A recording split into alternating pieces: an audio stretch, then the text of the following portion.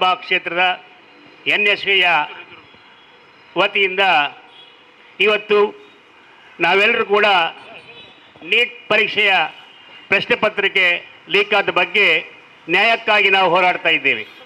ಸುಮಾರು 22 ಲಕ್ಷ ವಿದ್ಯಾರ್ಥಿಗಳ ಜೀವನದ ಭವಿಷ್ಯ ಇವತ್ತು ಹಾಳಾಗಿದೆ.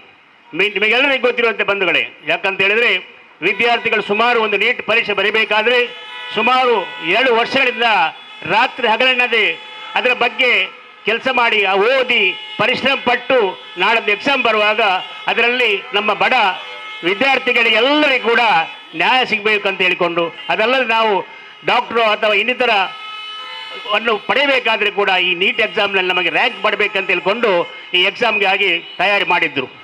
ಈ ಭ್ರಷ್ಟ ಕೇಂದ್ರ ಸರ್ಕಾರದ ಅವರೆಲ್ಲ ಸೇರಿಕೊಂಡು ಅವರೊಂದು ಗ್ಯಾಂಗಿ ಇವತ್ತು CBI ಕೊಟ್ಟಾಗ ಗೊತ್ತಾಗಿದೆ. ಮಂತ್ರಿಗಳ ಎಲ್ಲ ಸಹಚರರೇ ಅದರ ಬಗ್ಗೆ ಇದ್ದಾರೆ.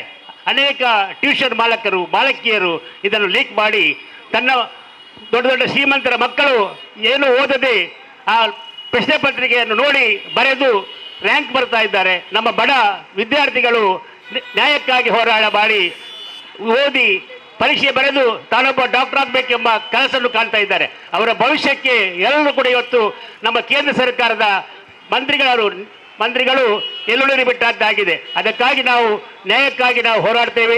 ಯಾವ ವಿದ್ಯಾರ್ಥಿಗಳ ಪರವಾಗಿ ಕಾಂಗ್ರೆಸ್ ಪಕ್ಷ ಸದಾ ಸಿದ್ಧ ಇದೆ ಅಂತ ಹೇಳಿಕೊಂಡು ನನ್ನ ಮಾತನ್ನು ಮುಗಿಸ್ತಾ ಇದ್ದೇನೆ.